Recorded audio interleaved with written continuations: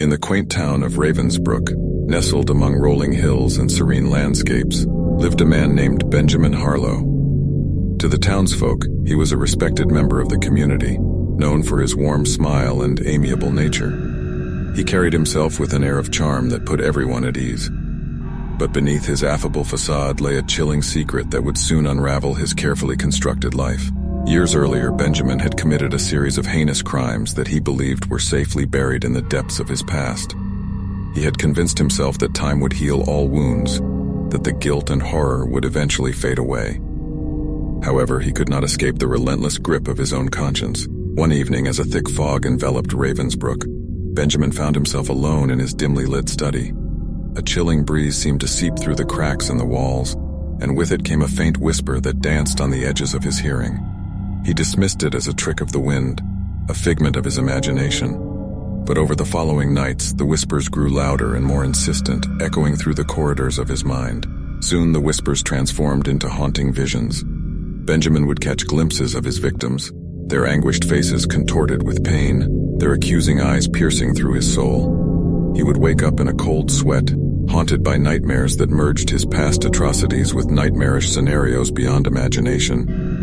Reality and delusion became intertwined, and the boundaries between the two began to blur. Desperate for respite from the relentless torment, Benjamin sought help from every avenue available. He consulted psychologists who probed the depths of his psyche, hoping to unearth the source of his anguish. He confessed his sins to a priest, seeking absolution and redemption. He even turned to mediums and spiritualists, hoping to communicate with the restless spirits that now seemed to haunt his every waking moment. Yet each attempt at exorcising his demons only seemed to intensify the malevolent force that had taken hold of his life.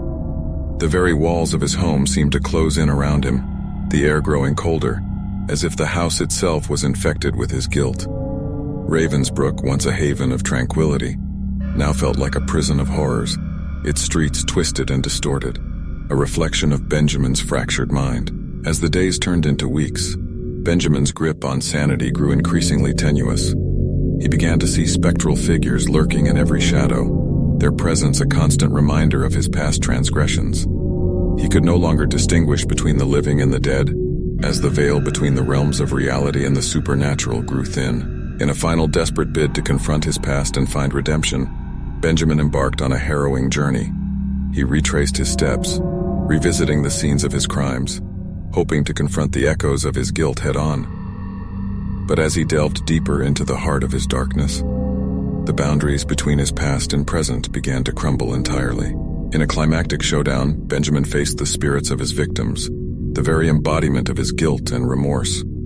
The past and present collided in a surreal and terrifying dance as he grappled with the horrors he had inflicted upon others. In that chilling moment, he came face to face with the true depths of his depravity and the consequences of his actions. As the echoes of guilt reverberated through his soul, Benjamin's tormented Odyssey reached its haunting conclusion. The town of Ravensbrook, once a haven of serenity, now bore witness to a tragedy that defied explanation. The line between reality and nightmare had been irrevocably blurred, leaving behind a shattered man and a town forever haunted by the specter of his past.